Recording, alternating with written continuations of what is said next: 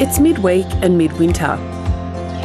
Not far from the Golden Guitar and green pastures, the crooners and the cowboys, we find a guide. Welcome to Tamworth. Jackie Powell is on the move, eager to show off this growing community in northeastern New South Wales. We're very fortunate. We live in the most beautiful regional city with so much on offer. I think that there's something for everybody here. As a real estate agent, she's had a front row seat to a population boom. Since 2006, Tamworth Regional City Council's population has grown by more than 16%, averaging around 1% year on year. We've got such a wild, diverse group moving to Tamworth. I don't think you can just pigeonhole it into one group, but I think the most exciting is the young professionals that are coming.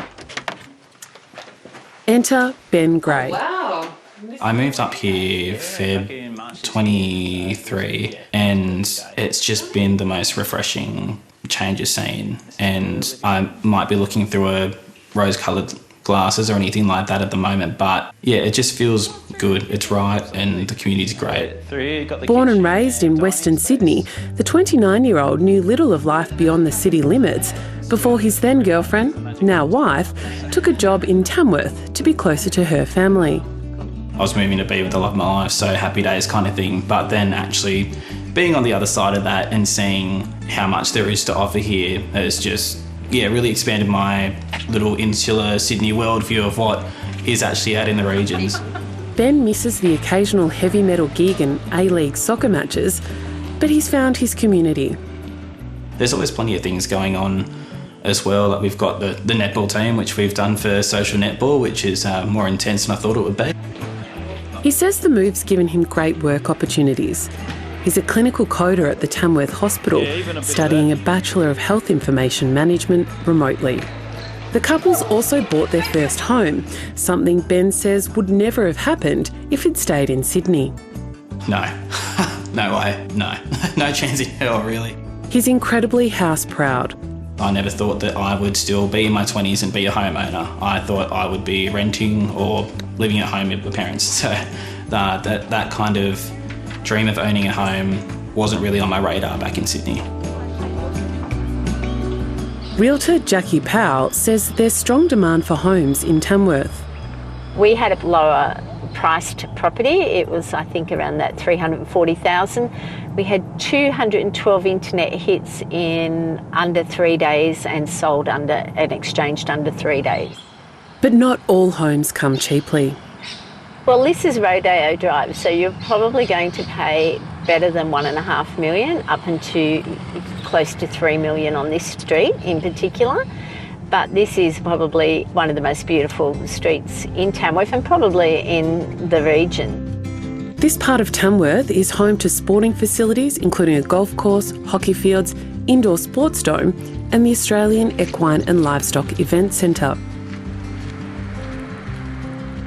Hi Kath, welcome to Tamworth and ALEC. Wayne Brown heads up the National Cutting Horse Association, which hosts major sporting events at the centre, known as ALEC. Look, ALEC it's unique in Australia at this point in time. There's no other facility like it. We have international guests come over each year for our events and they're quite blown away by the facility. I don't think they expect it to be in a regional town or something of this size. The Regional Council owns the facility, which hosts more than 50 events a year. Not just the Cowboys, we think we're the most important, but all the equestrian sports are a big part of this. For us, it's Texas in Tamworth.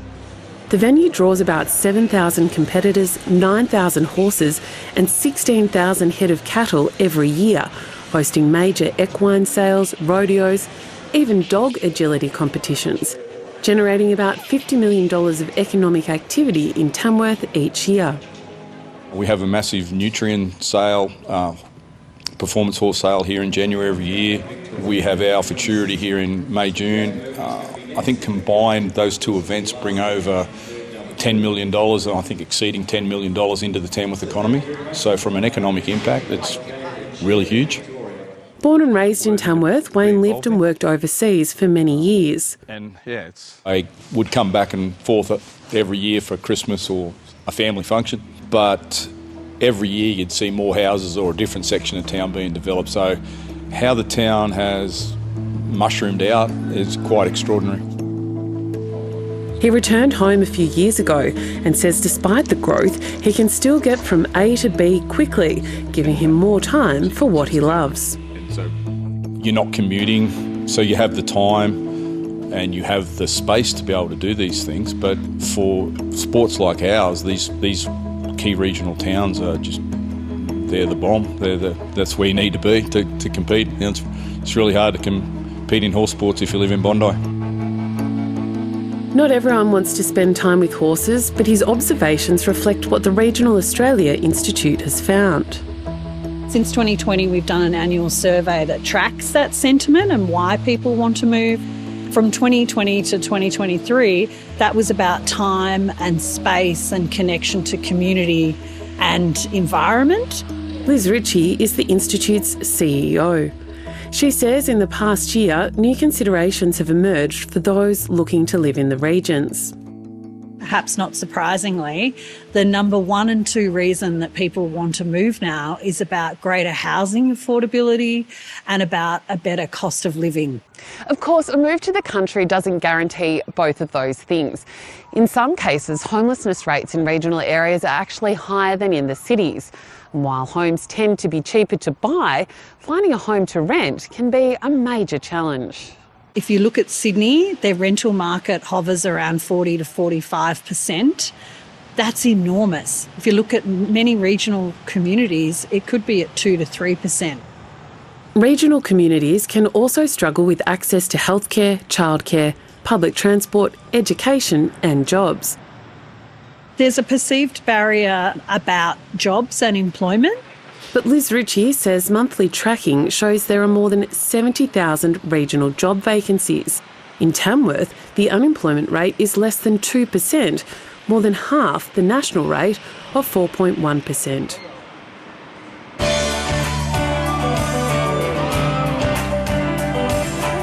The Country Music Festival might have put the town on the map and generates about $100 million each year, but Tamworth Regional City Council's Anna Newell says it's jobs that have driven the population growth, and attracting employers is the result of decades of planning. It's absolutely been playing the long game. And the decisions made many years ago to say yes to investment has resulted in some of our largest employers in the region. She says decisions in the 1960s to zone areas for industrial development, as well as direct freight access by air and rail to Brisbane and Sydney, have set Tamworth up as an attractive option for businesses looking to grow. The Thomas Foods International, Baiada and Tees Australia are all set up here as major employers in the region. The 3 abattoirs sell around $1 billion worth of produce outside the local area each year. Baiada alone is investing hundreds of millions of dollars in a new facility where up to 700 employees will process as many as 3 million chickens each week. But the meatworks aren't the region's biggest employer. Healthcare and social assistance is the biggest employer for Tamworth, followed by construction and retail. A few years ago, the council set a target to grow the population to 100,000 people by 2041. A target it admits it's unlikely to hit. We're not going to meet the target by 2041. We'll be sitting around 80,000 people.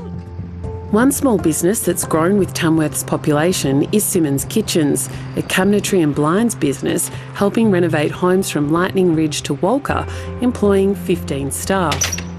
But it almost didn't get off the ground. Nearly 27 years ago when I came here, I came a little bit kicking and shoving because my husband wanted to give our daughters and ourselves an opportunity out west.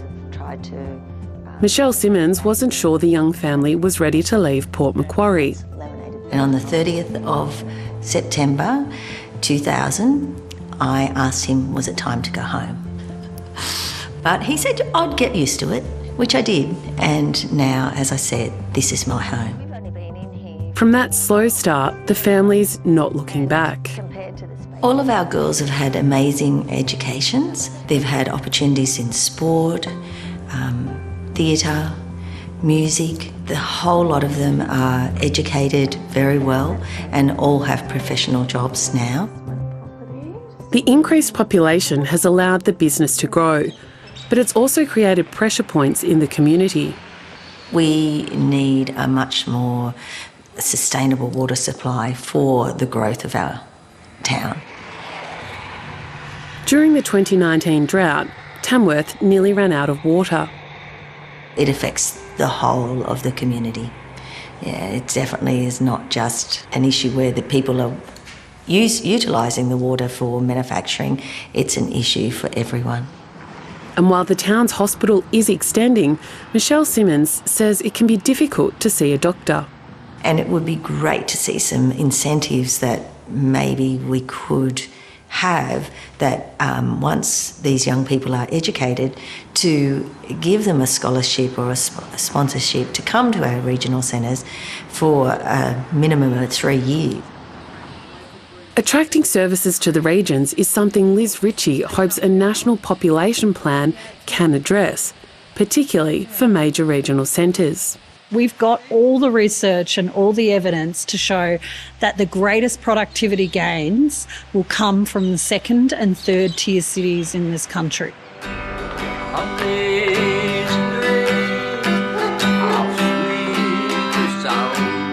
Before COVID, regional Australia's population was growing at less than 1%. A shift to work from home during the pandemic pushed it to more than 6%, where it roughly sits today.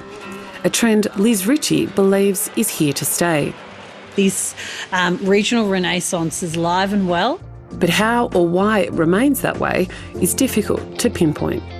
But I think it's definitely a combination of factors. It's not one thing. It's the people. Country people are very different. I just think they're more loyal, committed and community-based. We have over 300 clear sunny days a year, so our environment is a big draw card for us as well. And please come back. We need to see you during a country music festival.